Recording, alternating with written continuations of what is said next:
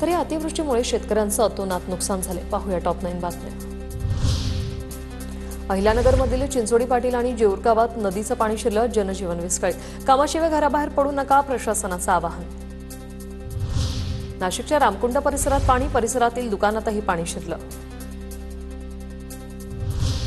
जालना जिल्ह्यातल्या बदनापूर तालुक्यातल्या वाकुळणी आणि आसपासच्या परिसरात जोरदार पाऊस। फळबागेत पाणी साचलं, फळबागांमध्ये गुडघाभर पाणी साचल्याने उत्पादनावर परिणाम।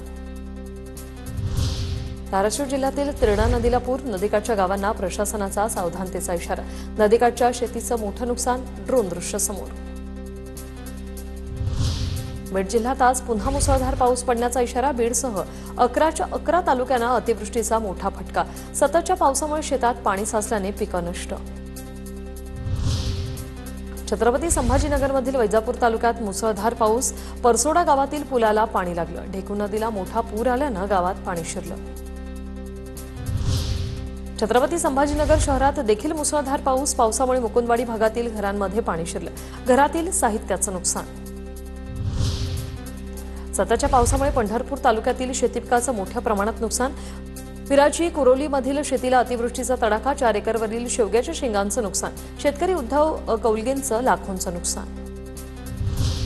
परभणीच्या गंगाखेड तालुक्यातील गौड गावात दुसऱ्यांदा ढगफुटी सदृश्य पाऊस। कापूस, सोयाबीनसह इतर पिकं पाण्याखाली गेल्यानं शेतकऱ्यांचा टाहू, व्हिडिओ व्हायरल।